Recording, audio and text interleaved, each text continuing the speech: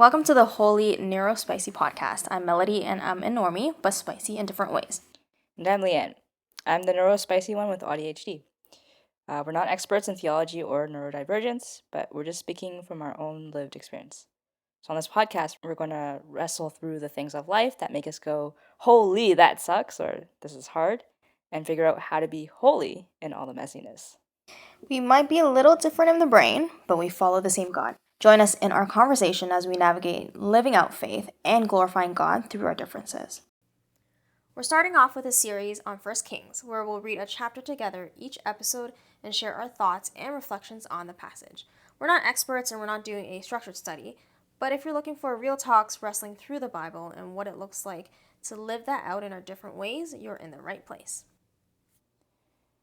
Okay, so for today's episode and passage, we're going to be looking at 1 Kings chapter 2 from the ESV. And it goes something like this. When David's time to die drew near, he commanded Solomon his son, saying, I am about to go the way of all the earth. Be strong, and show yourself a man, and keep the charge of the Lord your God, walking in his ways and keeping his statutes, his commandments, his rules, and his testimonies, as it is written in the law of Moses, that you may prosper in all that you do, and wherever you turn, that the Lord may establish his word that he spoke concerning me, saying, If your sons pay close attention to their way and walk before me in faithfulness with all their heart and with all their soul, you shall not lack a man on the throne of Israel. Moreover, you also know what Joab the son of Zeruiah did to me, how he dealt with the two commanders of the armies of Israel, Abner the son of Ner, and Amasa the son of Jether, whom he killed, avenging in time of peace for blood that had been shed in war, and putting the blood of war on the belt around his waist and on the sandals on his feet. Act therefore according to your wisdom, but do not let his gray head go down to Sheol in peace, but deal loyally with the sons of Barzillai the Gileadite, and let them be among those who eat at your table. For of such loyalty they met me when I fled from Absalom your brother. And there's also with you Shimei the son of Gera, the Benjaminite from Bahurim, who cursed me with a grievous curse on the day when I went to Mahanaim. But when he came down to meet me at the Jordan, I swore to him by the Lord, saying, I will not put you to death with the sword. Now therefore do not hold him guiltless, for you are a wise man. You will know what you ought to do to him, and you shall bring his great head down with blood to Sheol. Then David slept with his fathers and was buried in the city of David. And the time that David reigned over Israel was 40 years. He reigned 7 years in Hebron and 33 years in Jerusalem.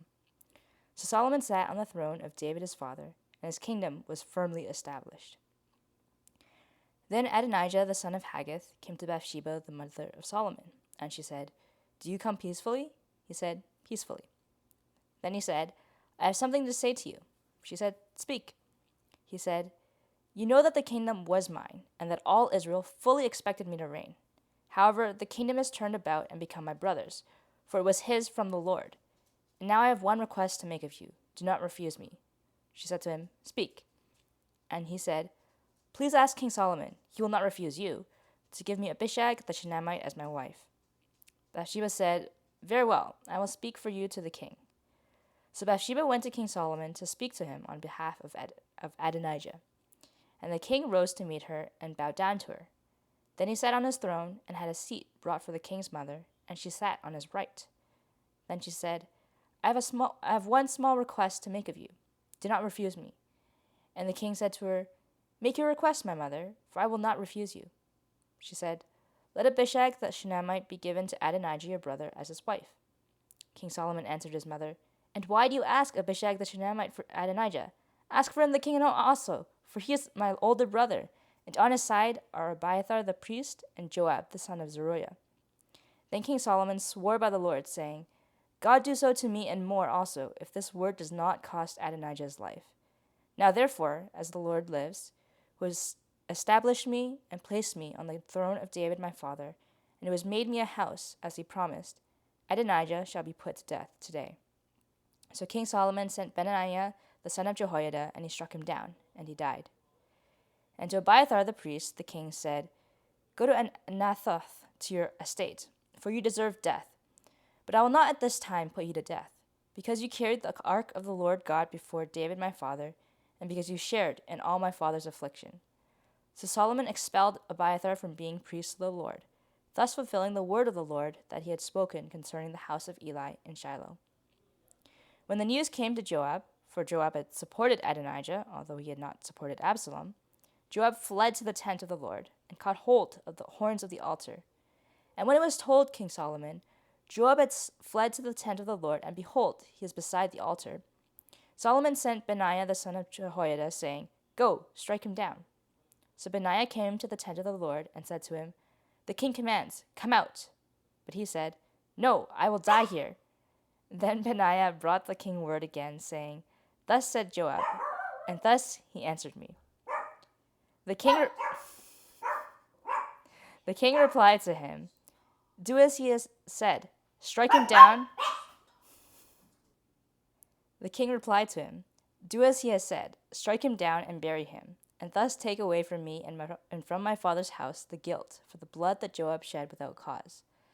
The Lord will bring back his bloody deeds on his own head, because, without the knowledge of my father David, he attacked and killed with a sword 2 men more righteous and better than himself, Abner the son of Ner, commander of the army of Israel, and Amasa the son of Jether, commander of the army of Judah. So shall their blood come back on the head of Joab and on the head of his descendants forever. But for David and for his descendants and for his house and for his throne there shall be peace from the Lord forevermore. Then Benaiah the son of Jehoiada went up and struck him down and put him to death. And he was buried in his own house in the wilderness. The king put Benaiah the son of Jehoiada over the army in place of Joab, and the king put Zadok the priest in the place of Abiathar. Then the king sent and summoned Shimei and said to him, Build yourself a house in Jerusalem and dwell there, and do not go out from there to any place whatever. For on the day you go out and cross the brook Kidron, know for certain that you shall die. Your blood shall be on your own head. And Shimei said to the king, What you say is good. As my lord the king has said, so will your servant do. So Shimei lived in Jerusalem many days. But it happened at the end of 3 years that 2 of Shimei's servants ran away to Achish, son of Maacah, king of Gath. And when it was told Shimei, Behold, your servants are in Gath, Shimei arose and saddled a donkey and went to Gath to Achish to seek his servants. Shimei went and brought his servants from Gath. And when Solomon was told that Shimei had gone from Jerusalem to Gath and returned, the king sent and summoned Shimei and said to him, Did I not make you swear by the Lord and solemnly warn you, saying, Know for certain that on the day you go out and go to any place whatever, you shall die? And you said to me, What you say is good, I will obey. Why then have you not kept your oath to the Lord and the commandment with which I commanded you? The king also said to Shimei, You know in your own heart all the harm that you did to David my father. So the Lord will bring back your harm on your own head. But King Solomon shall be blessed, and the throne of David shall be established before the Lord forever. Then the king commanded Benaiah the son of Jehoiada, and he went out and struck him down, and he died. So the kingdom was established in the hand of Solomon. Okay. So if you heard any barking on that scripture reading, that was the dogs. Yes, it was not us. Yeah. Not holy barking here. So, 1 Kings chapter 2. First Kings. Sorry, 1 Kings. All the same. Okay.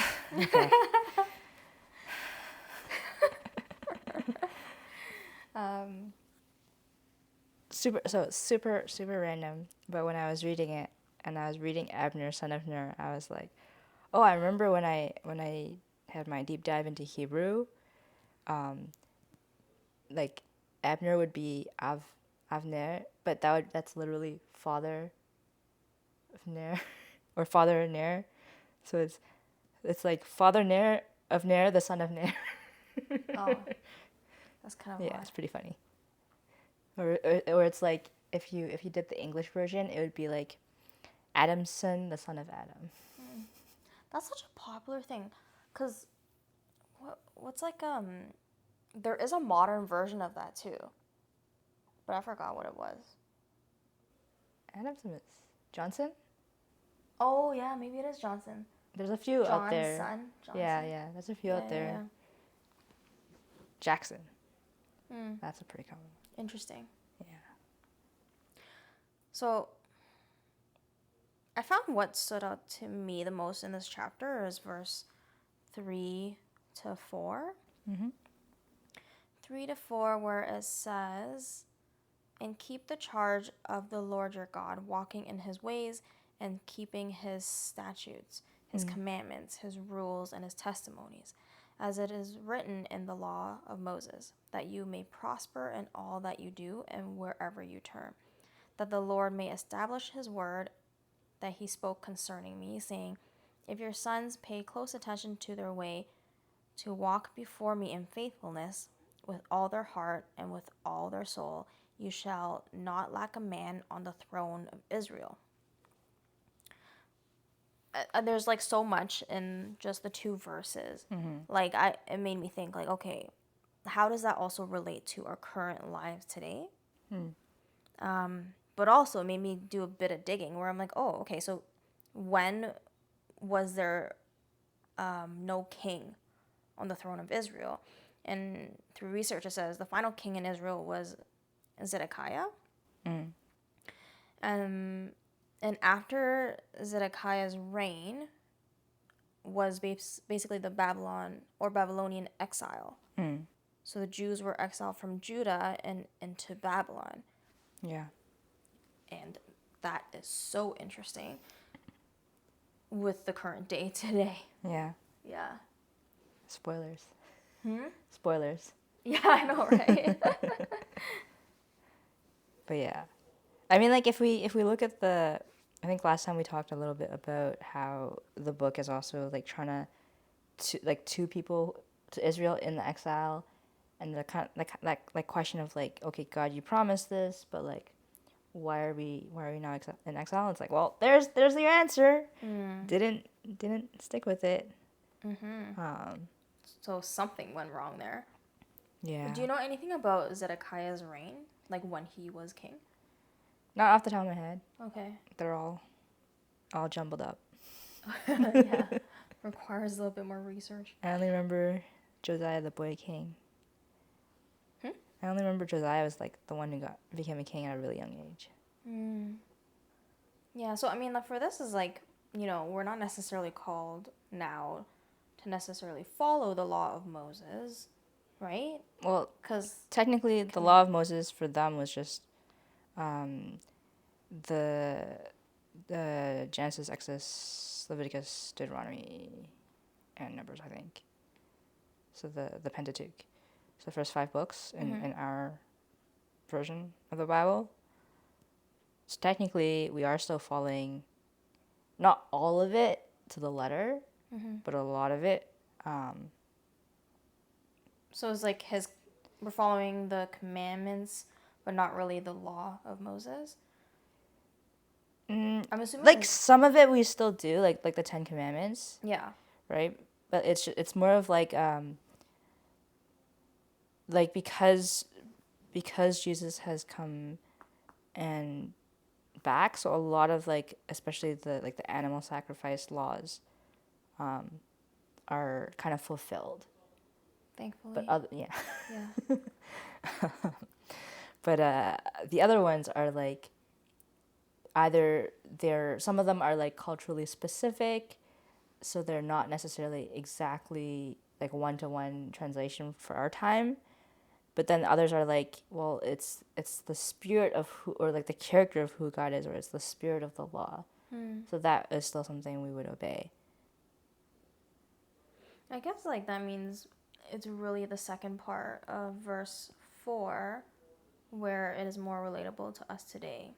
Like, if your sons pay close attention to their way to walk before me in faithfulness with all their heart and with all their soul, you shall not lack a man on the throne of Israel. Okay, except for that part. But like, Yeah. I like just paying attention and walking in faith.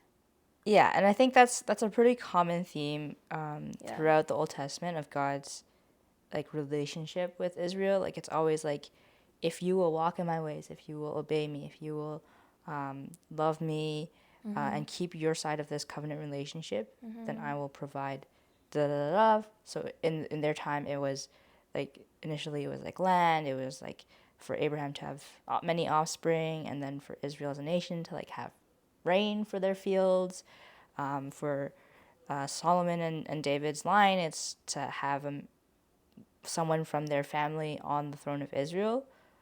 But it's still like, I think for us, it's like kind of that bigger picture of like, this is like the relationship that God has with his people is that he is faithful, but he also requires us to follow him and to be faithful. To keep our side of the covenant. Yeah.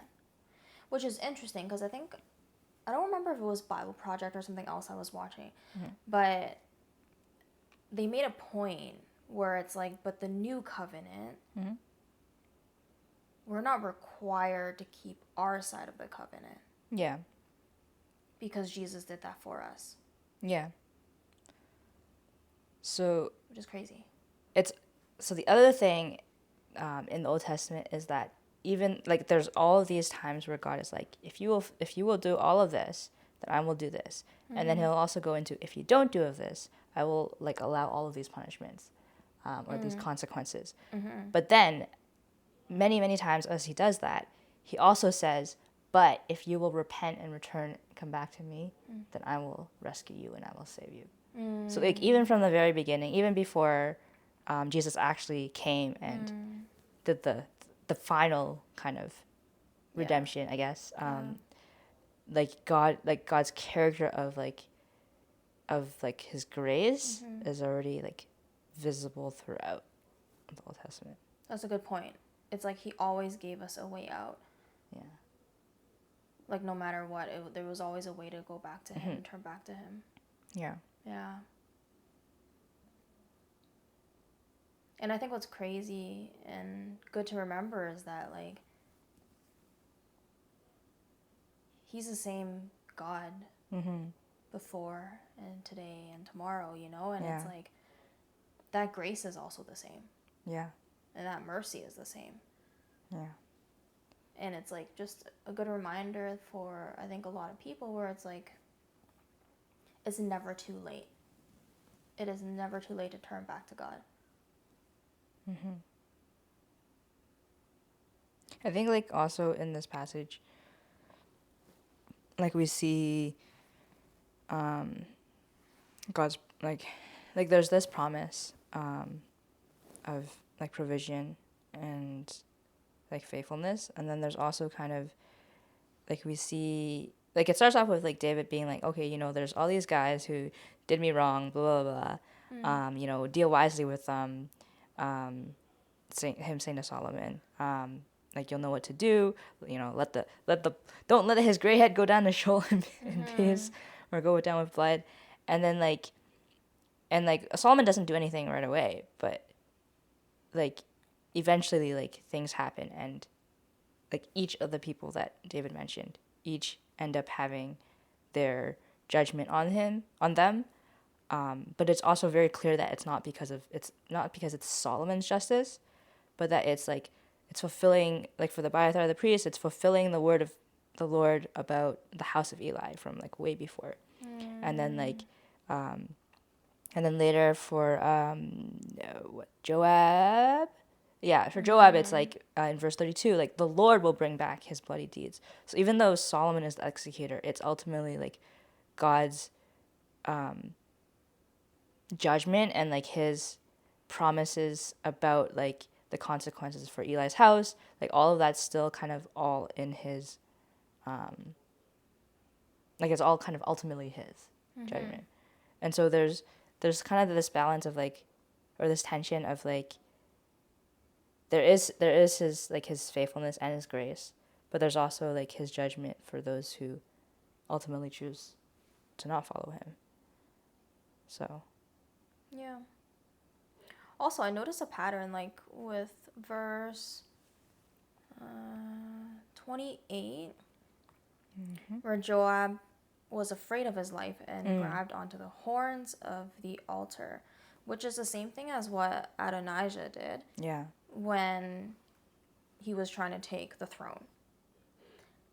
I just thought that was really interesting in terms of, like, the same pattern that happened with the two people who basically ended up being killed. yeah. I I don't know. It's kind of like, okay, there's a similarity in character here, Yeah. right? Like, and grabbing the horn is basically like seeking for mercy. Yeah. And like this time it actually specifies like tent of the Lord, tent of the Lord. Whereas last time it just said went and caught the horns of the altar. Interesting. So What do you think that means? I think it's like there is sort of that sense of like he's hoping for refuge because it is the tent of the Lord. But similarly because like he still has failed in the same way. Yeah. Like it's not like just being there won't save him. Yeah. And another thing that connects with that is like,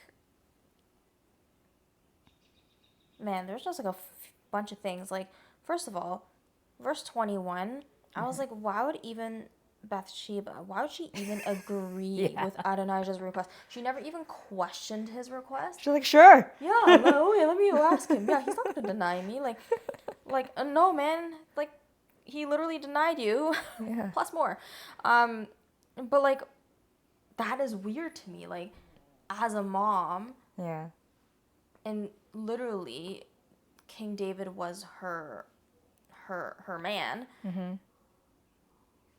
and then his kind of like Abishag, what do you call it, a warming woman, like, like why would you not even think twice about why that is weird? Because like I feel like the fact that Solomon and the way that he took it was like, what? Why would he ever ask this of me, right? Like, Yeah. that makes me think, okay, this is a very bad ask then, right? Like, Yeah. this isn't just a simple, like, whatever. He's like, Solomon literally said, like, oh, you might as well have asked him to take my throne. Yeah. Which is like, whoa. Yeah. Which I feel like there's something with like the whole like, because she was David's, I guess, sort of concubine-ish, but like even if although they didn't actually go all that way, so there's something with that like that status that it's like trying to usurp Yeah, like usurp him. Usurp. Not serpent. I mean, Well, yeah. but yeah, like something with that where it's like he's like, oh yeah, like like God established Solomon, but like let me have this sign thing. Yeah, it's kind of like, well, I can't have the throne, but at least give me the girl. Yeah. I was like, huh? Excuse me? I mean, it shows his heart. It shows kind of like what kind of person he is. Yeah. Also, I think women back then were also considered, what's that word called? Like assets, right? Like they belong to you. Yeah. So that's probably a reason why too. It's like, wait, you want to take something that belonged to the king? Yeah. Also made me think about like the whole Shimei thing, where Solomon told him, build a house for yourself in Jerusalem and stay there and never leave Jerusalem, right? Yeah. And I was like, that's interesting, because like as a king, that's the way that he's showing mercy to him. To be honest, I think it sucks because his 2 slaves ran away and he just wanted to take his slaves back and then got killed by that. Although at the same time, I'm like, Send why another one after them. that is true. That's true. Why didn't he do that? Someone told him Very that they were hands-on. there, so. That's true. Very, interesting. I wonder if that was a sneaky move by that person, too, where it's like, oh, look, your slaves are like in another city, gotta go get them, while thinking, oh, yes, he's gonna be killed if he leaves. I don't know, man. We don't know the backstory, but it's kind of interesting. Yeah. At the same time, I was like, okay, why are the 2 slaves even running away? Because where does it say? There was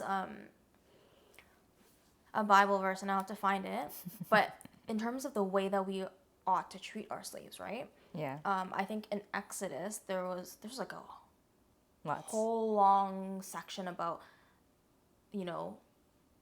I guess you can say, fairness to slave treatment. Yeah. They're people, even though it's more so like seen as kind of like an entity in terms of you purchase them. But you don't treat them horribly.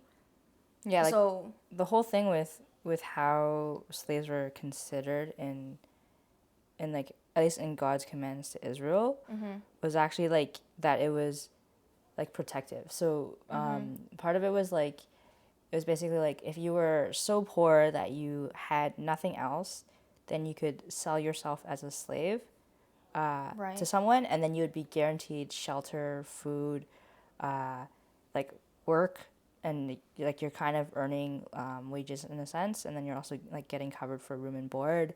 And then there's like the whole system with like the jubilee, where it's like you can be freed if you like after a sufficient amount of time, but then you 6 also years, I have think, right?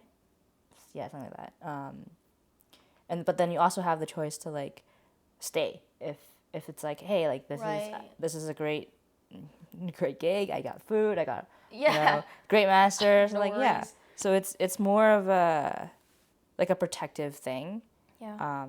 for like the cases when life sucks and you are in poverty and you're bankrupt.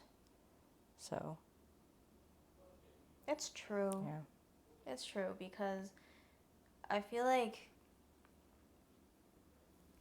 I don't know, nowadays it's different. Like nowadays we don't have slaves, at least not in Canada. Yeah. I don't know about other countries. There are Are in there? Canada. Okay, It's well, just okay, well, not in Canada. illegal and hidden and yeah.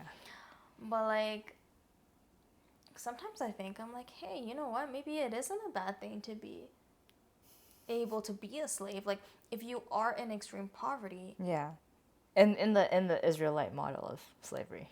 yes, if you're treated well, Yeah, yeah. you know, like because you are selling yourself and you're selling yourself as like, you know, this is a service in a way. Yeah.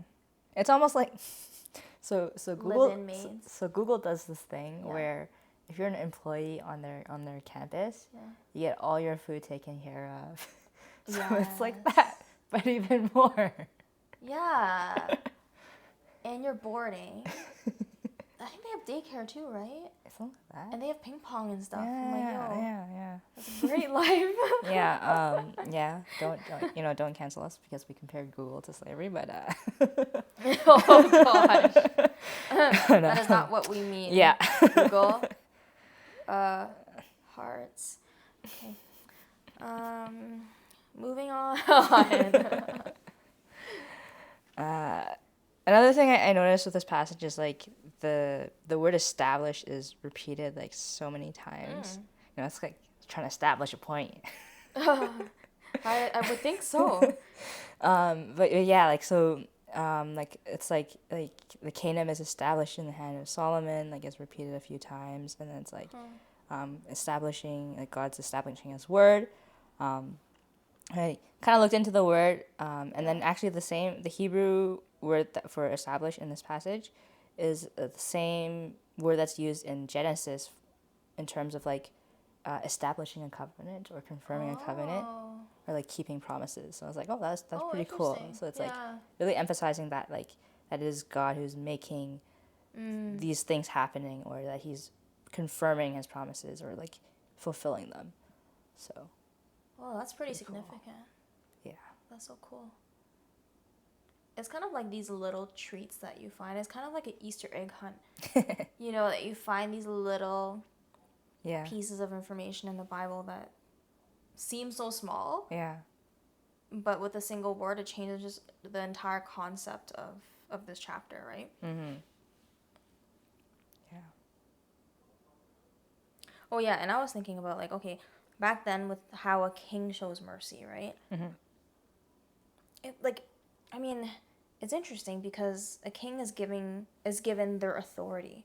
And David and Solomon were both given the authority of their position by God. Mm-hmm. And they are doing God's work according to their position. Yeah. And that makes me think about how that can be so reflective of our life today too, where it's like the authority that we are given by God according to the positions that we have in life. Right. And it doesn't have to be like, oh, I'm a CEO of this gigantic company and I make billions of dollars. It doesn't have to be. Yeah. It can literally be like, oh, I'm a parent. Or I'm an older sister, older brother, or like, you know what I mean? Like, it can be the smallest thing because every single person has a position that they hold. It's true. Even if it means you're a friend or something, that's still a position. And so it kind of makes me think about like, well, what authority has God given us, and how are we using that authority for God's glory?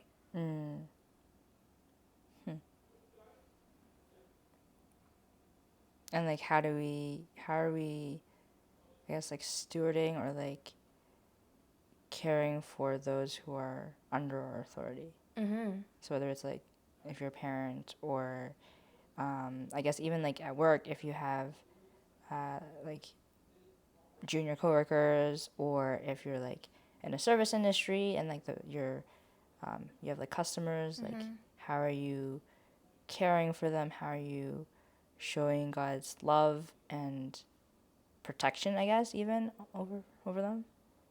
Yeah, exactly. And it's like, it's not even just the daily simple things of a human life, but also like spiritually. Spiritually, well, this is kind of a controversial topic kind of thing, but like the whole thing with, the man being the head of the household. Oh yeah. And spiritual authority, and how women ought to submit to her husband. And I feel like recently was having this discussion with my husband, and I think submission has never been easy for me. It's something I struggle with greatly, and in so many ways God has changed that.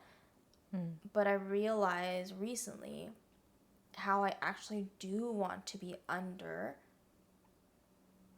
my husband's authority, spiritual authority, of course, with the context of that he loves me the way that Christ loved the church, of course. Yeah. Right? Like both people have to be following Christ. Yeah.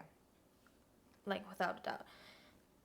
And how I realize that when I am under his authority and he is under God's authority, that I actually have more spiritual protection.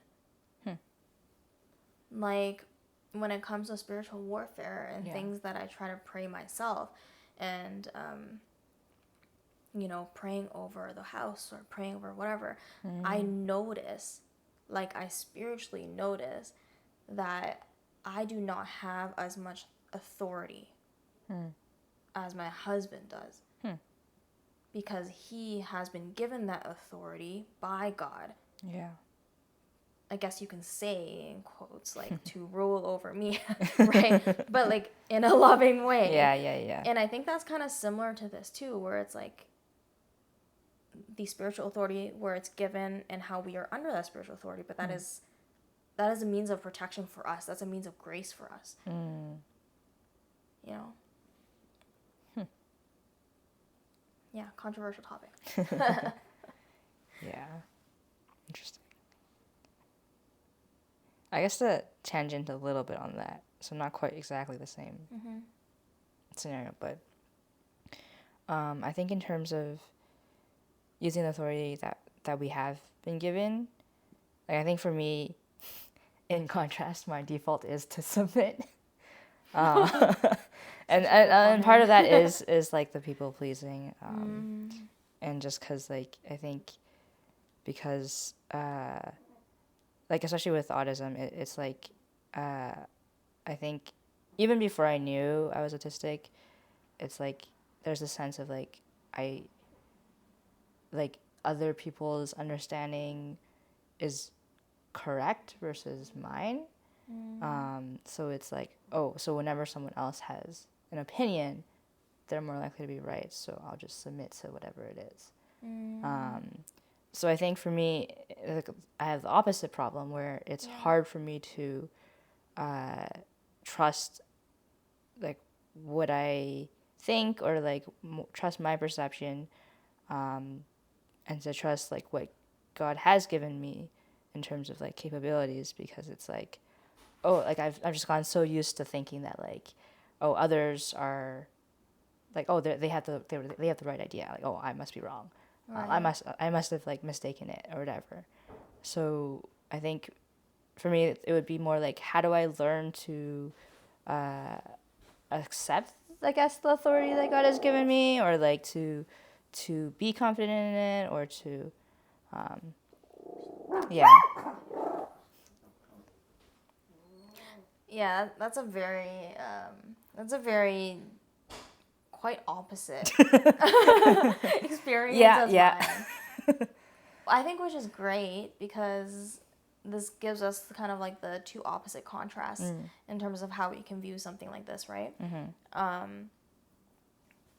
Yeah. And so for you, it's kind of more of like, Obviously it's also a bit different because I'm single, so yeah. But yeah. Yeah.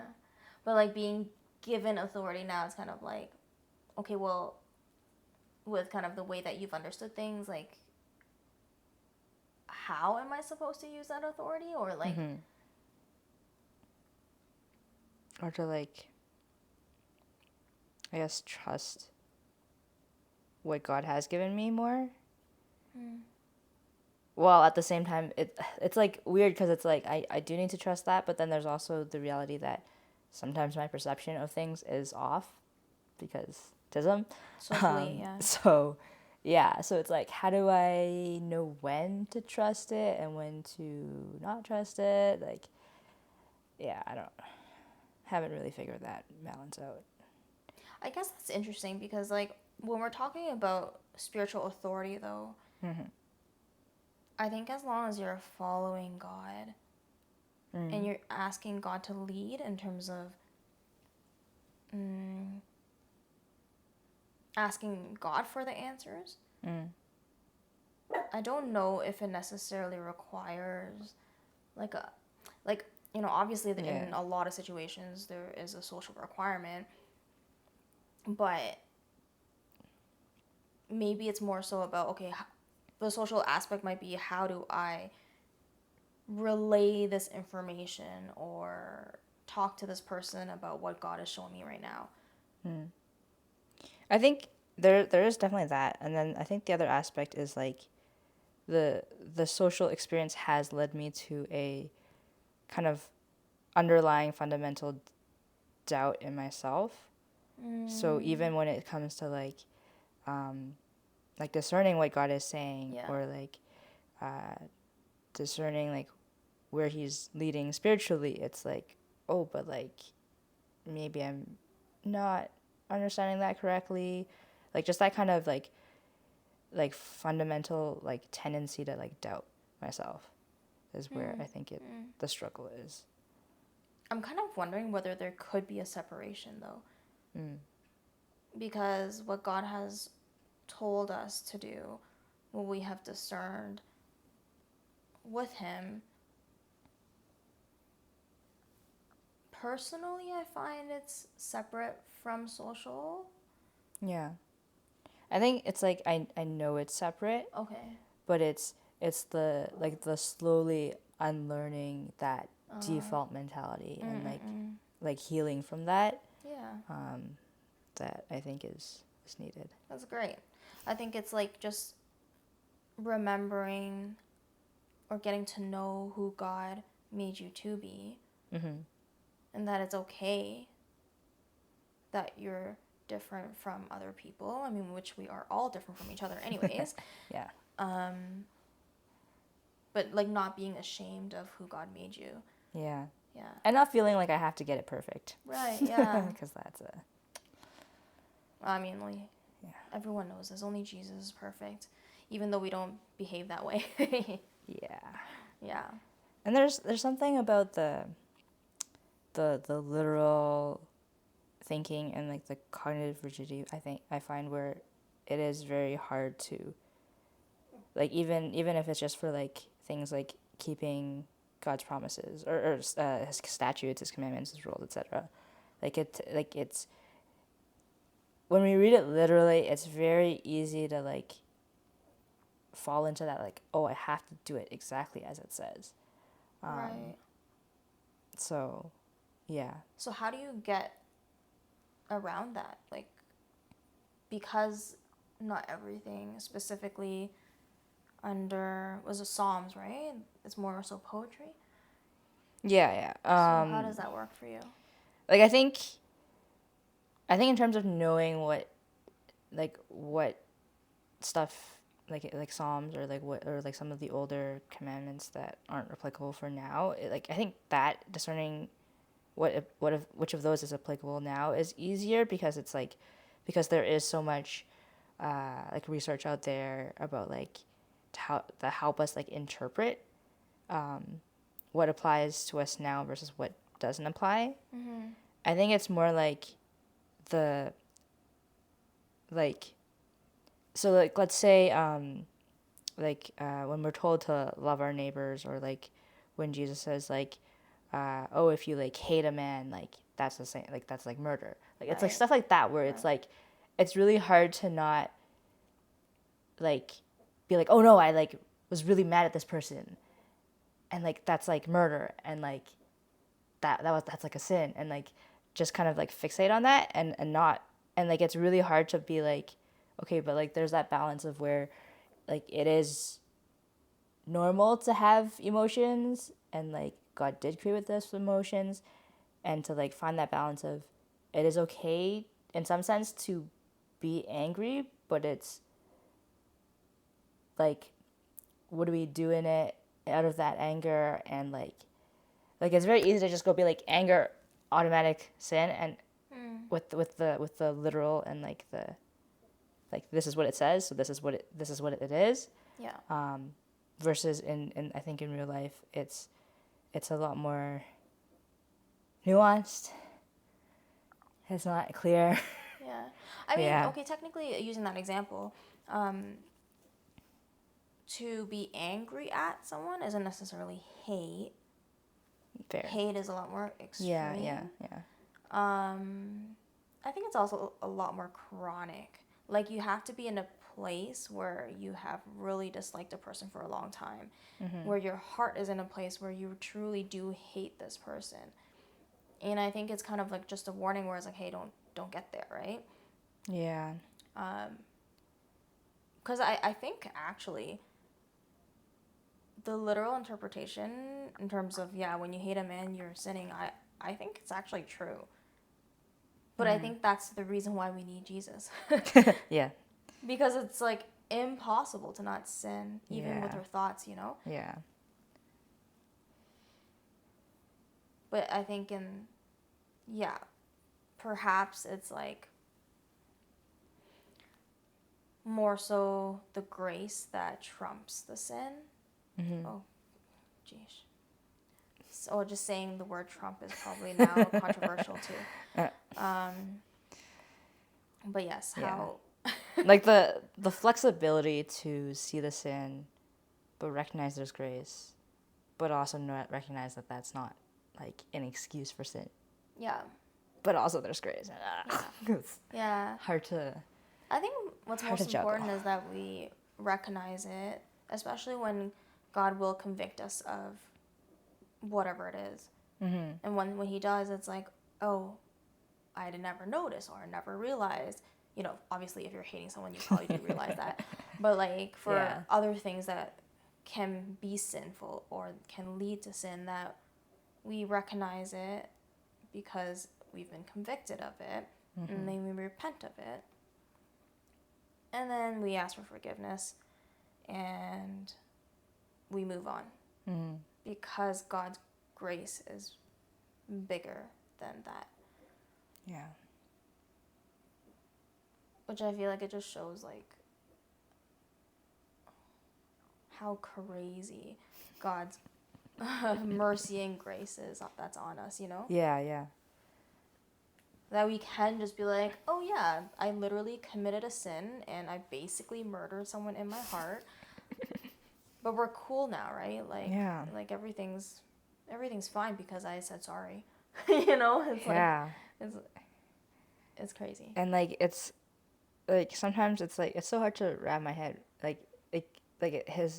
his grace also covers like the next time we're gonna do it, like we end up doing it, but then yeah, like oh Yeah, because he already yeah, knows. yeah, But that's just like how much he loves us. That's like, yeah, yeah. which is nice. That's an understatement. Yeah, right. And I think now we just need to sit and bask in God's love for us and remember it daily. Like a sauna. Huh? Like a sauna. Yes, but a sauna you can't really stand for too long. Yeah, You fair. need to exit it soon. Like you'll start to sweat. Even though saunas are great for a moment. No, but God is great forever. Okay. Amen.